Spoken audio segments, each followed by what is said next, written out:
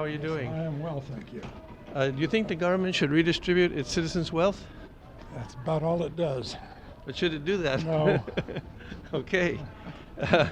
It's not really our constitutional liberal tradition like you explained in your talk, right? That is correct. Aid, redistribution of wealth? I've had a long day and I don't want to do this right now. My voice is going all right. Oh. I'm sorry about that. Okay, because there seems to be a lot of programs that are redistribution of wealth, like foreign aid 67% of the federal budget and is farm subsidies, all that stuff. 67% of the federal budget is transfer payments.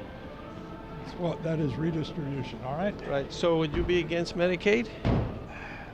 Sir, I'm done talking, all right? Oh, okay. Have a good night. I thought maybe you wanted to expound on I that. do not want to expound on anything at the moment. Okay, well, thanks for the talk.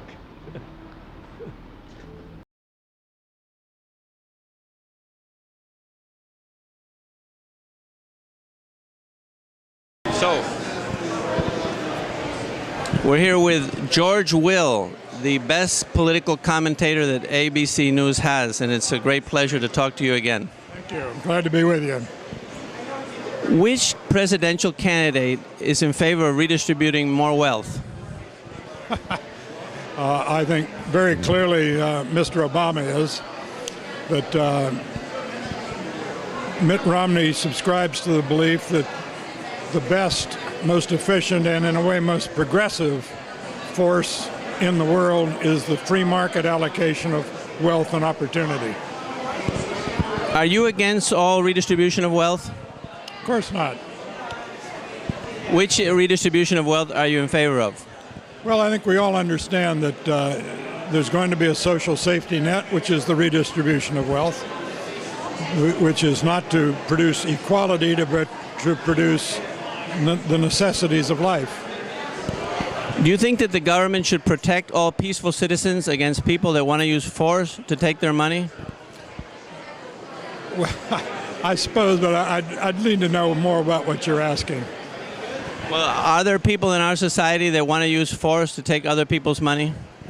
Well, it depends on what you mean by force. Obviously, time the government uses its taxing power, it's backed up by the police power. And you could, if you wished, although I don't think it's very useful, say that that's coercive. It's not coercive in a regime based on consent, which ours happily is. Well, the government does force people to pay the taxes, so that is forceful, right? But the government doesn't force people to live here. That's correct. So there are people that want to use force to take other people's money. Some people do it directly, but other people organize politically and are able to get a 51% majority. Do you think that that is right? I do believe that a society organized broadly around majority rule is right. So the government should protect us against criminals that want to use force directly? There is a distinction between criminal force and the legitimate power of the government. But the government should not protect us against people that want to organize politically. Let's take an example. So, for example, if a group of farmers went to your home with shotguns and required you to pay them for not farming, that would be morally wrong. Correct.